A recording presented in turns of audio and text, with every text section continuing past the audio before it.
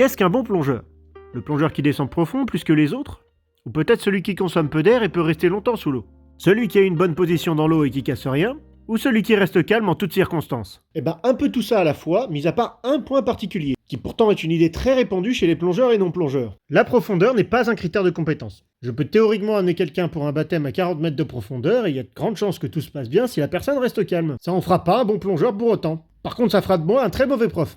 Il y a une compétence qui est centrale en plongée bouteille et qui, si elle est maîtrisée, permet de progresser sur tous les autres points. Cette compétence, c'est la flottabilité neutre. Mais avant d'en parler en détail, on va faire un petit peu d'histoire. Au début de la plongée, les premiers équipements sérieux pour arpenter les fonds sous-marins ressemblaient à ça.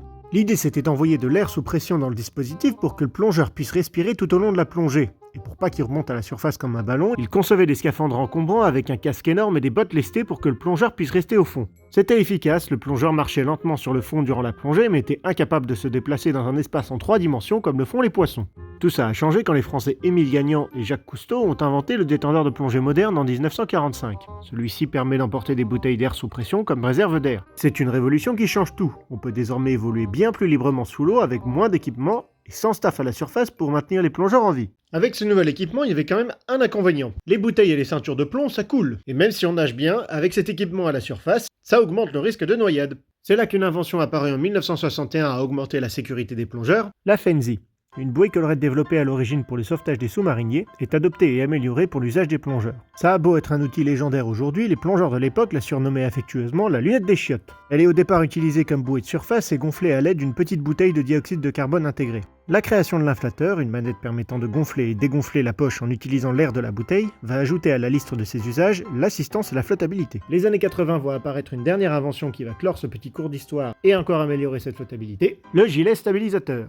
Alors je vous parle de flottabilité, mais qu'est-ce que j'entends par là? Il y a plusieurs lois physiques qui sont centrales en plongée, dont une très connue, formulée par un grec qui a dégueulassé sa salle de bain avec l'eau de sa baignoire, la poussée d'Archimède. Le bonhomme nous dit ceci: tout corps immergé dans un liquide subit une force verticale vers le haut égale au poids du volume de liquide déplacé. Quand un plongeur est dans l'eau, il est donc soumis à deux forces, son poids et la poussée d'Archimède. Il y a donc 3 cas de figure possibles. Son poids est supérieur au volume d'eau qu'il déplace, il coule. Son poids est inférieur au poids du volume d'eau qu'il déplace, il flotte.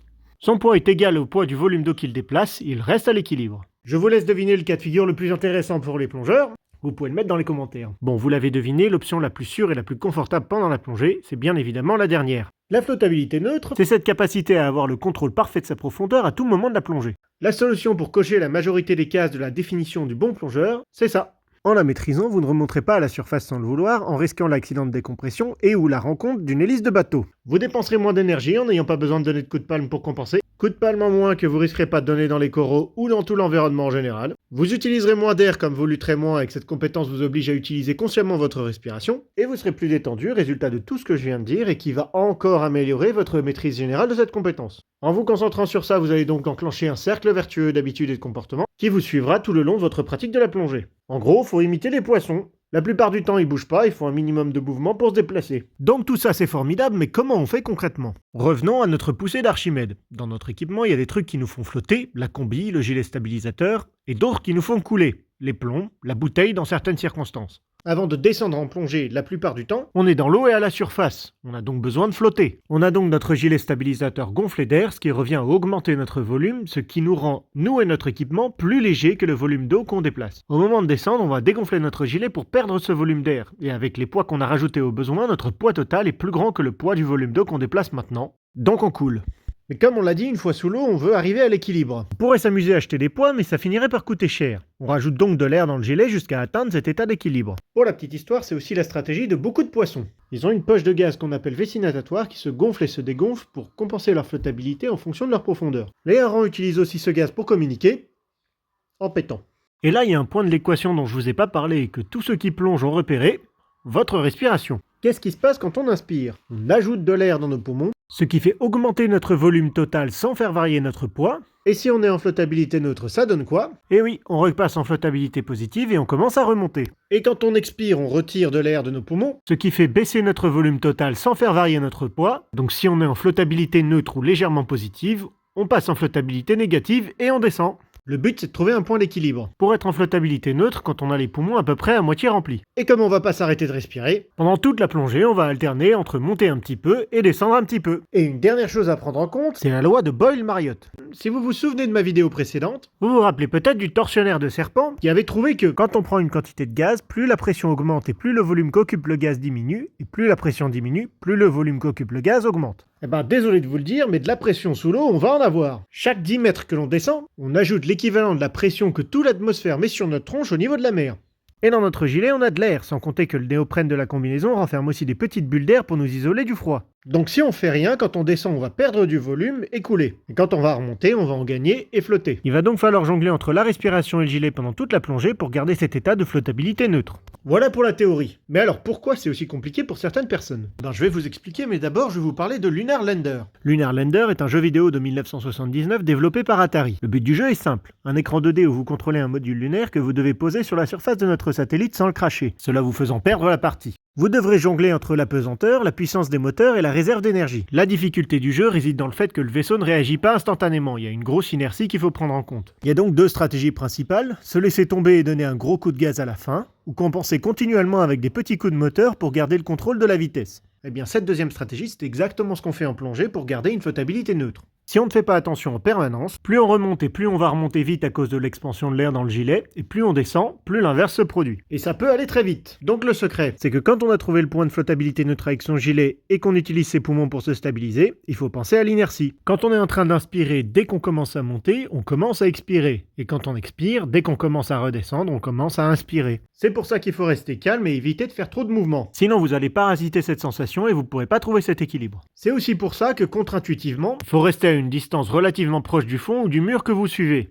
1,50 m au-dessus du fond, c'est la distance optimale. Le meilleur exercice pour améliorer sa flottabilité, c'est de s'entraîner à faible, voire très faible profondeur. Parce que oui, c'est là que la variation de pression est la plus importante et que c'est le plus difficile de la garder. Comme ils disent dans la Légion étrangère, entraînement difficile, campagne facile. Ça demande un peu de pratique et ça peut paraître un peu chiant. Quand on plonge pas beaucoup, on a envie de profiter et de voir plein de poissons et de sites de plongée extraordinaires. Pas de rester statique dans 2 mètres d'eau pendant un quart d'heure à se concentrer sur sa respiration. C'est d'ailleurs pour ça que pas mal de plongeurs font la gueule quand on leur propose ou leur impose une plongée de révision quand ils n'ont pas plongé depuis longtemps. Et je suis désolé si je vais en fâcher certains, mais c'est vraiment une bêtise de pas la faire. Non, les centres de plongée n'exagèrent pas en vous la donnant. Parce que qui va descendre sur ou sous lesté à faire le yo-yo en ratissant le fond comme s'il passait sa tondeuse un dimanche après-midi, remontant 2 fois à la surface en évitant s'il a de la chance les moteurs des bateaux aux alentours et qui montrera qu'il a atteint sa réserve d'air après 20 minutes de plongée à 10 mètres? Ça a l'air ridicule, hein?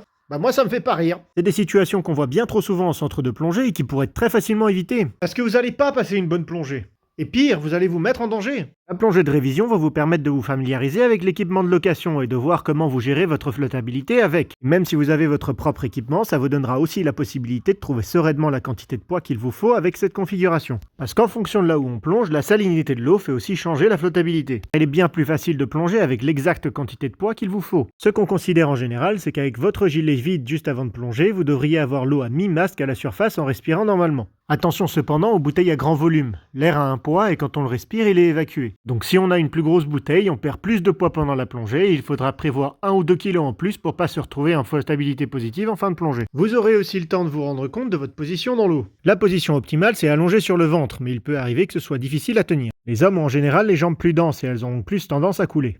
Il y a la possibilité de remonter un peu sa ceinture ou d'utiliser des petits poids de stabilisation pour compenser. Des fois, les bottes de plongée suffisent, j'ai personnellement ces genouillères que j'utilise pour tricher un peu.